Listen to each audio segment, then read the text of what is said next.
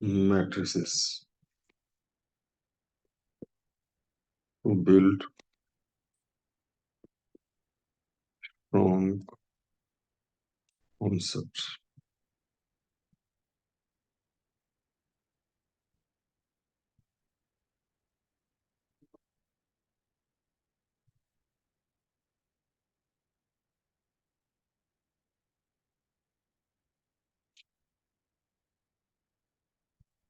See, the first one,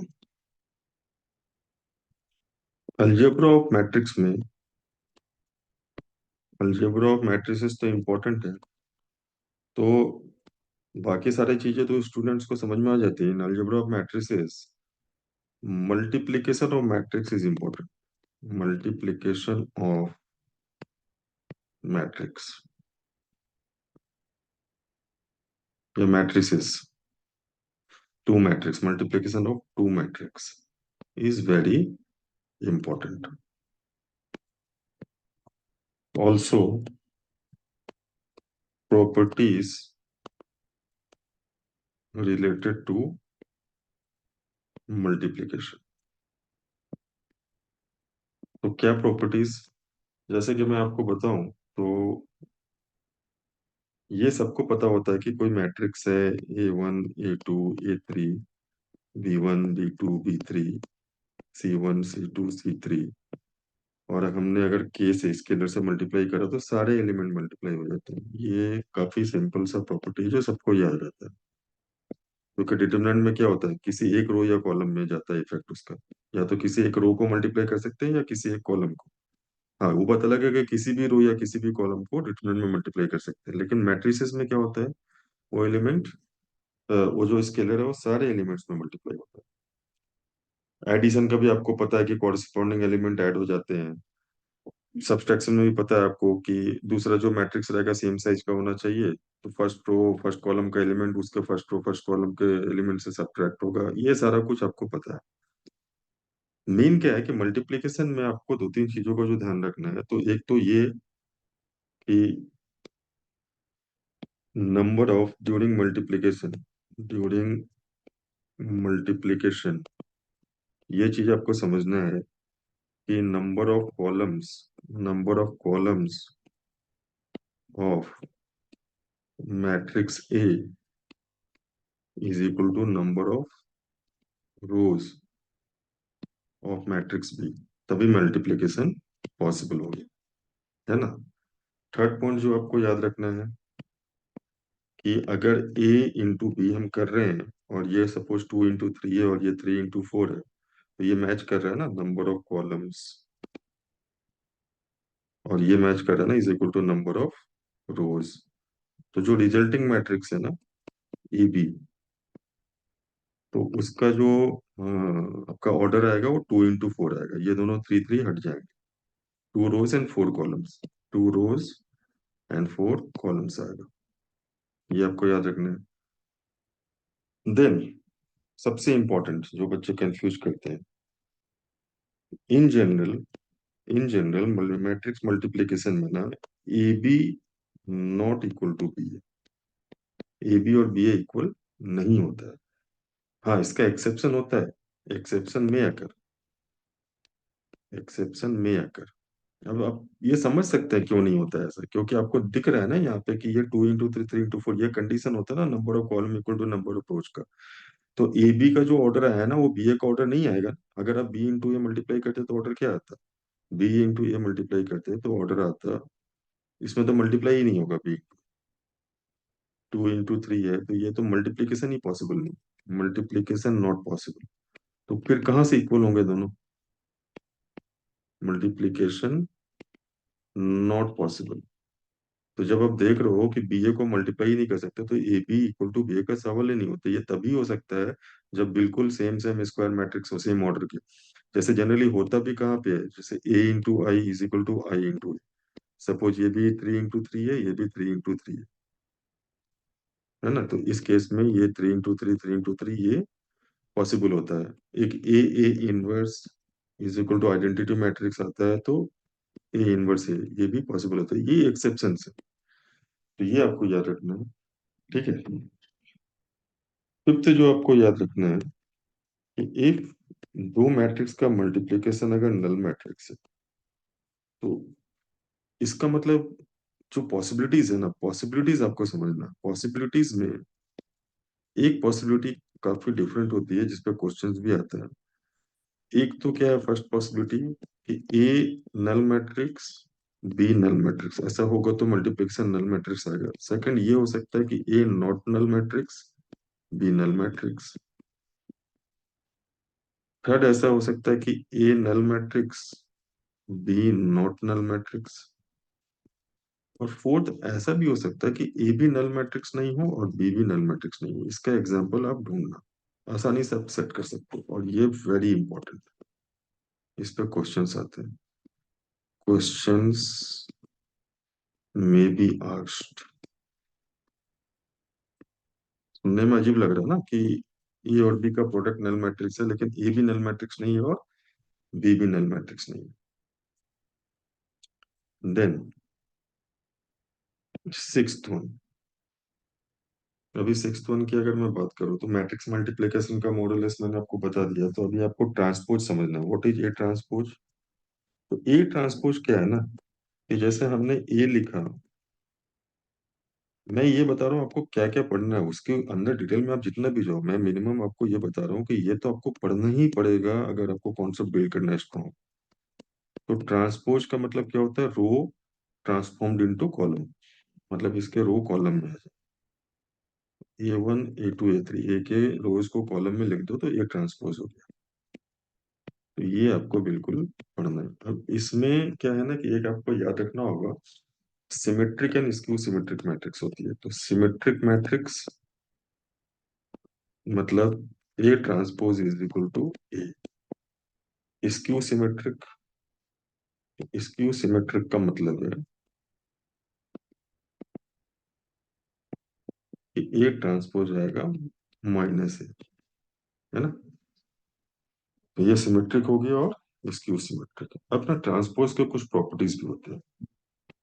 तो transpose के properties में सबसे इंपॉर्टेंट क्या है कि ए बी ट्रांसपोज जो है ना, ये उल्टा हो जाता है, बी ट्रांसपोज ए ट्रांसपोज। और इसको बहुत आसानी से आप मल्टीप्लीकेशन का जो कंडीशन है ना रो कॉलम वाला, उससे समझ सकते हैं।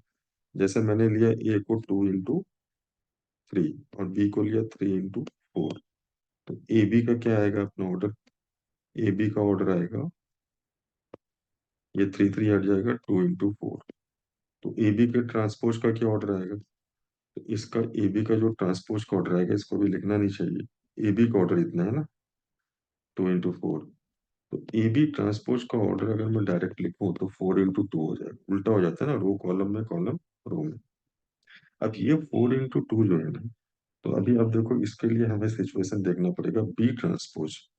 बी ट्रांसपोज का 4 into 3 आएगा, उल्टा हो जाएगा ना ये, इंटू ए ट्रांसपोज का क्या आएगा? 3 into 2। तभी तो मल्टीप्लीकेशन पॉसिबल होगा ना, ये 3 3, क्योंकि बी ए की मल्टीप्लीकेशन पॉसिबल नहीं होगी, बी ट्रांसपोज ए ट्रांसपोज की पॉसिबल होगी। तो B transpose into A transpose देखो सेम आ जाएगा, 4 into 2।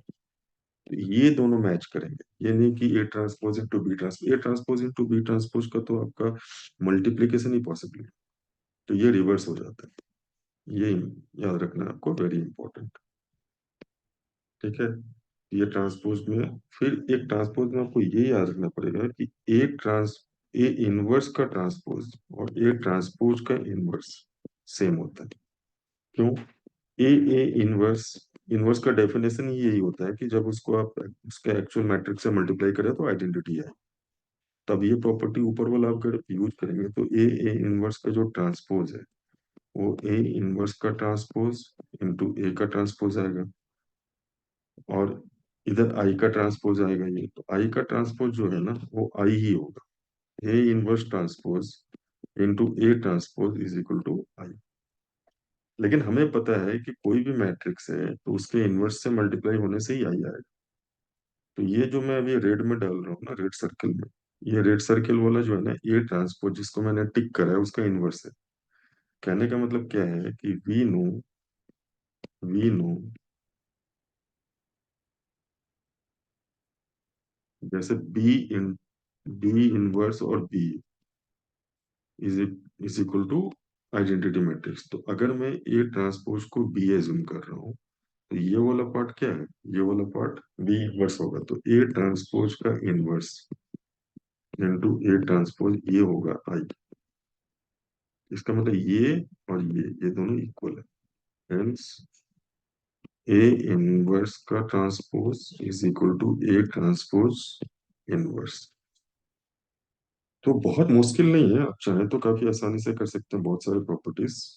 लेकिन जो जरूरी है मैं आपको बता रहा हूँ कि ये आप एक जगह देख लो, काफी फायदेमंद रहेगी। देन नाइन्थ वन, आपको ए इंटू एडजॉइंट ए, ये समझना पड़ेगा कि determinant of A into identity matrix, ये क्या है, डिटर्मिनेंट ऑफ ए। अब ये एडजॉइंट क्या होता है, इसमें एडजॉइंट आ गया।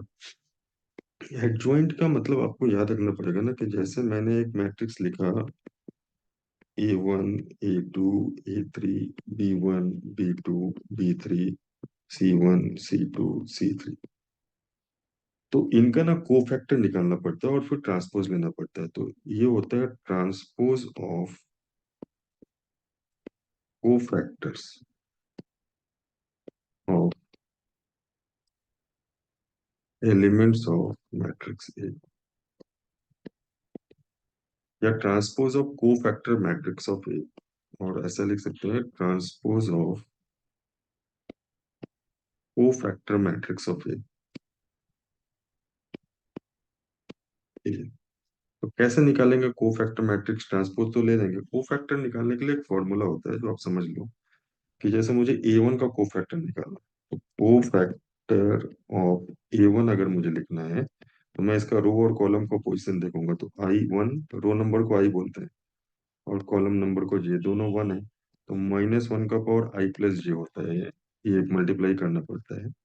तो -1 का पावर आई प्लस जे, यहाँ पे 1 + 1 हो जाएगा। और फिर माइनर लिखना पड़ता है। माइनर का मतलब क्या है, ये माइनर, माइनर का मतलब होता है इस रो को हटाओ, इस कॉलम को हटाओ। तो ये जो है दिख रहा है ना, B2 B3 C2 C3, ये माइनर है A1। तो B2 B3 C2 C3। फिर को फैक्टर ऑफ, अगर हम A2 लेंगे, तो अब A2 का पोजीशन देखो। A2 क्या है, फर्स्ट रो में है लेकिन सेकंड कॉलम में है। तो ये 1 + 2 हो जाएगा। अब A2 का माइनर क्या है, A2 के माइनर के लिए A2 का कॉलम और A2 का रो, मैं रेड से दिखाता हूँ। A2 का कॉलम A2 का रो हटा दिया, तो अभी क्या बचा, B1 B3 C1 C3, ये कोफैक्टर ऑफ A2 है। तो इस तरीके से आप सारा कोफैक्टर एलिमेंट्स का निकाल लो। कोफैक्टर ऑफ A3 आ जाएगा, फर्स्ट रो थर्ड कॉलम, तो 1 + 3। अब A3 के जो आपके ये है माइनर है, तो B1 B2 C1 C2, B1 B2 C1 C2। फिर अगर B1 का कोफैक्टर निकालना है, तो कोफैक्टर ऑफ B1, तो ये आ जाएगा -1, सेकेंड रो फर्स्ट कॉलम, 2 + 1। अब B1 का जो है ये वाला हटा दो, ये वाला हटा दो, तो A2 C2 A2 C2 A3 C3। तो माइनर आ जाएगा A2 C2 A3 C3। ठीक है, जब ये माइनस आ गए, जस्ट मिनट,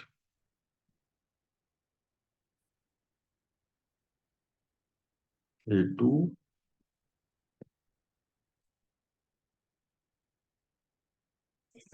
2 + 1 लिया, तो B1 का आपका आएगा, B1 का जब आप लिखेंगे तो A2 C2 A3 C3, A2 C2 A3 C3।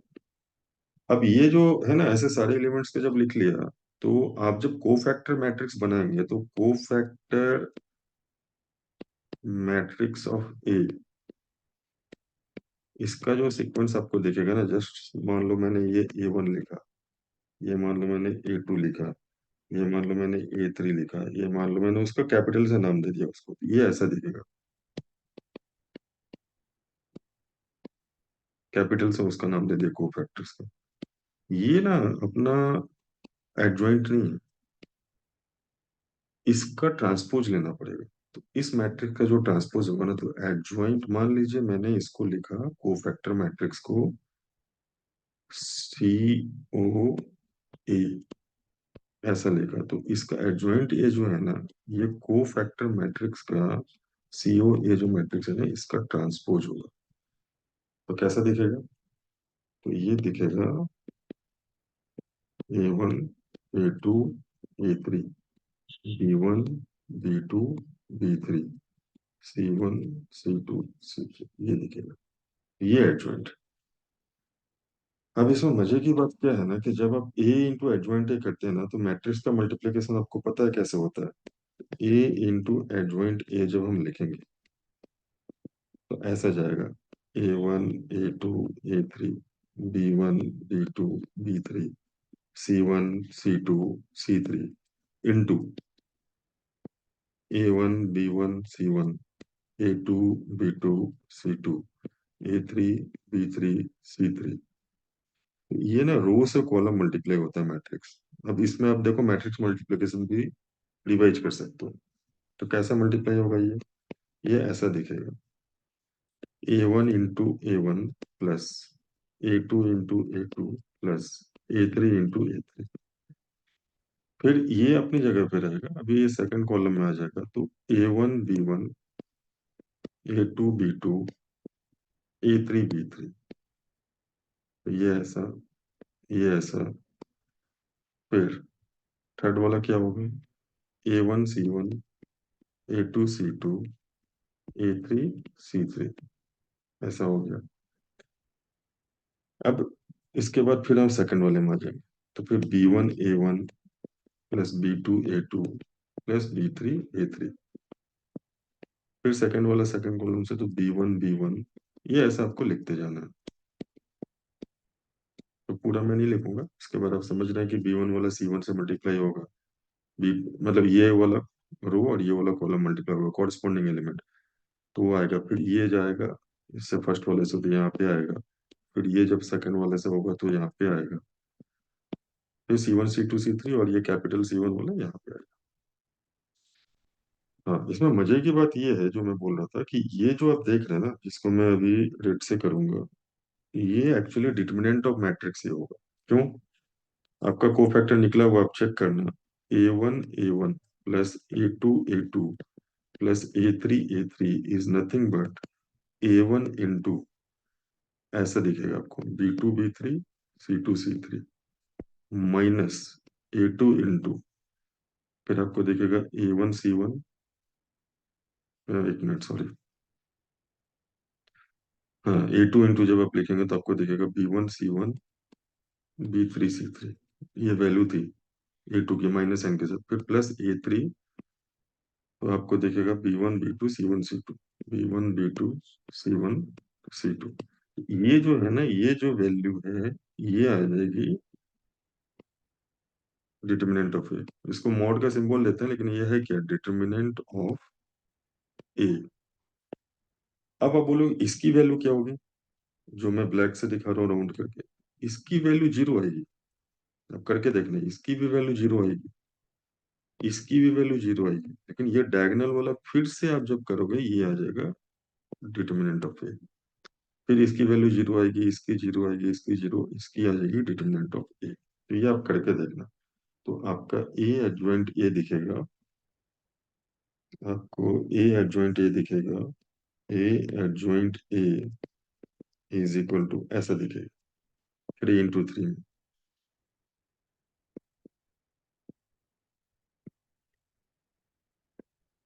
तो अगर मैं इसको बोलूँ कि सारे एलिमेंट डिटरमिनेंट ऑफ ए से मल्टीप्लाइड है, तो ये बाहर निकल जाएगा और अंदर आइडेंटिटी मैट्रिक्स दिखेगा 0 0 1। तो ये प्रूव हो जाएगा determinant of A into identity matrix. काफी इंपॉर्टेंट है ये। तो अगर मैं आपको बताऊं तो ये काफी इंपॉर्टेंट है। ये जो है,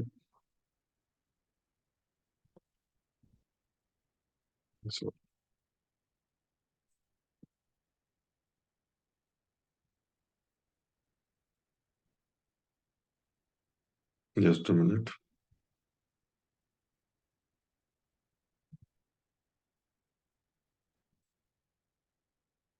मैं अगर ये लिखूं A adjoint A, determinant of A into I, ये काफी इंपॉर्टेंट प्रॉपर्टी है, वेरी इंपॉर्टेंट, जो मैंने अभी प्रूव करा है ना। तो A adjoint A is equal to mod A into I. अब इससे एक चीज और प्रूव होगी, वो आप गौर से देखना। Determinant of A into B जो होता है ना मैट्रिक्स, पूरा ये मैट्रिक्स ए बी जो है, तो ये determinant of A into determinant of B होता है। क्यों? डिटरमिनेंट में भी हम रो टू कॉलम मल्टीप्लाई करते हैं। तो जैसे अगर हम डिटरमिनेंट ए बी अगर देख रहे हैं, ये रो टू कॉलम मल्टीप्लाई हो रहा है, तो डिटरमिनेंट ए और डिटरमिनेंट बी का जो मल्टीप्लीकेशन है, जैसे इसका ए बी का हमने डिटरमिनेंट निकाला। डिटरमिनेंट निकालने का मतलब क्या होता है? जैसे कोई भी मैट्रिक्स है, A1 A2 A3, B1 B2 B3, तो डिटरमिनेंट तो आपको निकालने आता है ना। डिटरमिनेंट के लिए जैसे हम ब्रेक करते हैं ना, A1 के साथ B2 C3 minus C2 B3, फिर minus A2 B1 C3 minus C1 B3, तो ये मान लो प्रोडक्ट का डिटरमिनेंट है। लेकिन ये जो प्रोडक्ट आता है, वो प्रोडक्ट कैसे आता है? रो टू कॉलम मल्टीप्लाई करके आता है ना। तो ये उसी ऑर्डर में आंसर देगा जैसे हम डिटरमिनेंट ए और डिटरमिनेंट बी को अलग अलग मल्टीप्लाई करें। क्योंकि डिटरमिनेंट ए और बी में भी हम रो टू कॉलम मल्टीप्लाई कर सकते हैं। ऐसे डिटरमिनेंट में आप रो टू रो भी कर सकते हैं, लेकिन रो टू कॉलम भी कर सकते हैं। तो ये सेम होता है, आपको ये याद रखना है कि determinant A B is equal to determinant A into determinant B. तो यहाँ पे अगर हम डिटरमिनेंट लगाए, तो determinant of A adjoint A, काफी इंपॉर्टेंट प्रॉपर्टी देगा आपको। तो determinant of this into I, इससे क्या मिलेगा? तो देखिए इससे क्या होगा कि ये अलग अलग हो जाएगा। Determinant of A, determinant of adjoint A, और ये जो है ना, ये जब आप डिटरमिनेंट निकालेंगे, तो आइडेंटिटी मैट्रिक्स मान लीजिए 3 इंटू 3 का है, तो मैं करके दिखाता हूँ। इसका डिटरमिनेंट क्या होगा? इसको जब डिटरमिनेंट में कन्वर्ट करेंगे, तो इसकी वैल्यू आएगी डिटरमिनेंट ए का क्यूब 3 इंटू 3 में, है ना। तो अगर मान लेते हैं ये आ रहा है क्यूब, अगर मैं 3 इंटू 3 ले लूँ, सबको 3 इंटू 3 ले लूँ, मतलब एन की वैल्यू 3 ले ली। यहाँ पे एन क्या है? 3। तो एडजॉइंट ए का जो मॉडुलस मतलब डिटरमिनेंट है ना, ये आ जाएगा 2 3 - 1, क्योंकि ये डिवाइड होगा ना। तो इन जनरल आपको याद रखना है कि एडजॉइंट ए का जो डिटरमिनेंट है, वो ये फॉर्मूला होता है n - 1, where n is order of square matrix, है ना। Now the next one. ये तो एडजॉइंट का काफी इंपॉर्टेंट मैंने प्रॉपर्टी ये करा। इसी से इनवर्स का डेफिनेशन भी है। जैसे कोई आपसे पूछेगा Y A inverse would be written as adjoint of A divided by determinant of A, ऐसा क्यों होना चाहिए? तो we can say A adjoint A is equal to determinant of A into identity matrix I। तो ये हमें पता है कि A adjoint A होता है determinant of A into I। तो अभी ये तो इससे तो डिवाइड कर सकते हैं ना, स्केलर क्वांटिटी है। तो A adjoint A को अगर हमने, ये तो हमने प्रूफ करा था, we have already proof.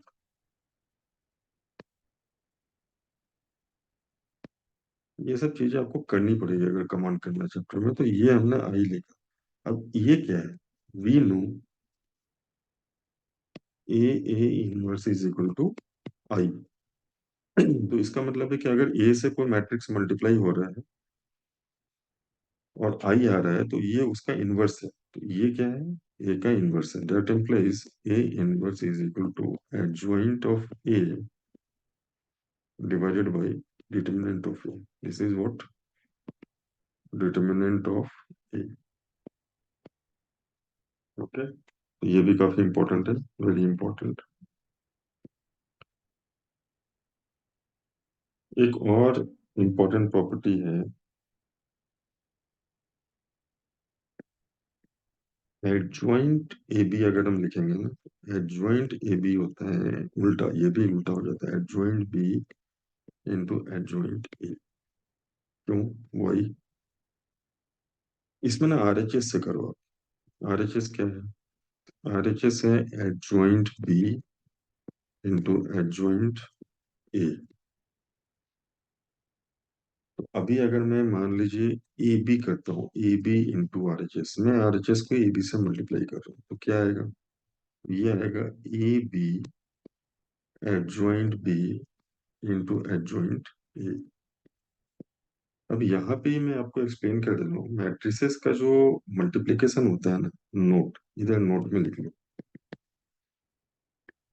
Commutative नहीं होता वो।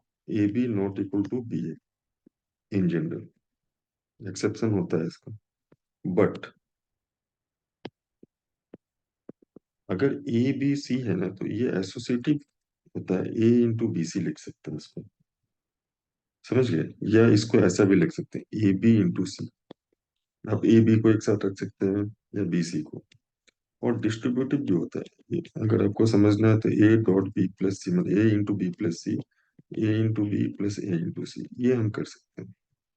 तो इधर मैं क्या करूंगा ना, इस प्रॉपर्टी का यूज करूंगा, इन दोनों को एक साथ एसोसिएट कर दूंगा, तो बी एडजॉइंट बी और ये एडजॉइंट ए अलग कर दूंगा।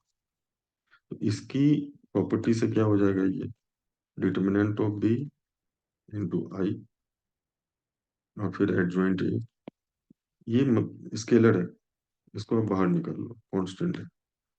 और ए इंटू आई अंदर जो जाएगा तो फिर ए हो जाएगा, तो फिर ये हो गया डिटरमिनेंट ऑफ बी, और ये हो जाएगा A adjoint A, determinant of A into I. तो फिर ए एडजॉइंट ए है ना, तो determinant of A into I, तो फिर ये आ गया आपका ए बी आई। तो इसके लिए आप इसको ऐसा भी लिख सकते हैं, determinant of A into determinant of A B into I. अब ये determinant of A B into I को हम लिख सकते हैं A B adjoint A B, है ना? तो ये अगर आप देखो तो ये किसको रेप्लिकेट कर रहा है? आरएचएस को। Hence we can write, hence we can write, write adjoint of AB is equal to adjoint of B adjoint of A। मतलब ये जो पार्ट है ये इसके इक्वल, और आरएचएस के adjoint of B into adjoint of A, तो हम लिख सकते हैं इसको कि this is nothing but this RHS. Okay. एक इसी टाइप का प्रॉपर्टी इनवर्स में भी है। इनवर्स में अगर आप देखो तो ये काफी वाइडली यूज होता है कि A B inverse is nothing but B inverse into A inverse. क्या करेंगे इसमें भी सेम अप्रोच रखो, आर एच एस को हम मल्टीप्लाई करेंगे ए बी से, A B into B inverse A inverse. ठीक है, तो ये क्या दिखेगा हमें? ये हमें दिखेगा A B B inverse A inverse एक साथ ले लिया, ए आई ए इनवर्स, तो ए इंटू ए इनवर्स, ये क्या आ गया? आई। अब हमें पता है कि ये तभी आई आ सकता है जब ए बी के साथ जो आर एच एस मल्टीप्लाई हो रहा है वो ए बी का इनवर्स हो। हेंस ये जो आर एच एस है this is nothing but A B का inverse. But R H S था क्या? B inverse A inverse. Hence we can write A B inverse is equal to B inverse into A inverse, है ना? एक और property आप prove कर सकते हो कि ए इनवर्स का जो डिटर्मिनेंट है ना, वो 1 अपॉन ए का डिटर्मिनेंट। कैसे? तो सेम प्रॉपर्टी से, ए इनवर्स अगर आइडेंटिटी मैट्रिक्स है, तो जब हम उसका डिटर्मिनेंट लेंगे, आइडेंटिटी मैट्रिक्स का डिटर्मिनेंट आएगा तो फिर अगर हम इसको दो पार्ट में ब्रेक करते हैं, तो determinant of A, determinant of A inverse और आइडेंटिटी मैट्रिक्स का डिटरमिनेंट वन है। तो हम लिख सकते हैं कि ए इनवर्स का जो डिटरमिनेंट है वो वन अपॉन डिटरमिनेंट ऑफ ए होना चाहिए, लेकिन इसमें ये जीरो नहीं होगा, नॉट इक्वल टू जीरो। इसका नाम है non singular. Non singular matrix का मतलब होता है उसका determinant not equal to zero. तो सिंगुलर मैट्रिक्स क्या होगा? Singular matrix means determinant A is equal to zero. इसी टाइप से एक और भी काफी इंपॉर्टेंट प्रॉपर्टी है, जिसका मैं हिंट देकर आपको छोड़ रहा हूँ, आप खुद से ट्राई करना। एडजॉइंट ऑफ एडजॉइंट डबल अगर ऐसा लगा दिया तो ये आता है determinant of A n minus two A, where n is order of matrix A, है ना? तो ये जो ऑर्डर ऑफ मैट्रिक्स ए है, इसको आप समझ रहे हैं कि जैसे थ्री इंटू थ्री है तो ऑर्डर क्या हो जाएगा? थ्री। इसको करने के लिए ये देखो डबल एडजॉइंट है, तो आप ऐसा करना, B let B adjoint B, आप ऐसा लिख लेना। बी एडजॉइंट बी क्या हो जाएगा? Mod B into I, and then put B is equal to adjoint of A. तो ये जब आप पुट करेंगे तो आपका ये आप प्रूफ कर सकते हो। ये मैं आपके लिए छोड़ रहा हूँ। हाँ, इसमें एक हिंट और दूंगा कि आगे जाकर इसमें कुछ स्टेप के बाद हो सकता है कि आपको मैट्रिक्स ए या मैट्रिक्स ए के डिटरमिनेंट से दोनों तरफ मल्टीप्लाई करना पड़े, लेफ्ट हैंड साइड या right hand side, left hand side और राइट हैंड साइड दोनों। लेकिन आप इससे स्टार्ट करो, क्योंकि ये अपने प्रूफ करा हुआ है, तो ये हो जाएगा। आपको ये देखना पड़ेगा कि हो सकता है कि आपको राइट हैंड साइड और left hand side matrix A या उसके डिटरमिनेंट किसी से मल्टीप्लाई करना हो, आप जज करना उसको। तो ये भी इंपॉर्टेंट है। तो नेक्स्ट लेक्चर में मैं इसका प्रूफ भी डालूंगा। लेकिन अभी चूंकि ये वीडियो काफी बड़ा हो गया तो मैं यहाँ पे स्टॉप कर रहा हूँ। लेकिन जो भी चीजें मैंने इसमें डिस्कस की है, अगर आपने उसको कर लिया अच्छे से, तो सिंबल वाले क्वेश्चंस में आपकी कमांड हो जाएगी। Thank you.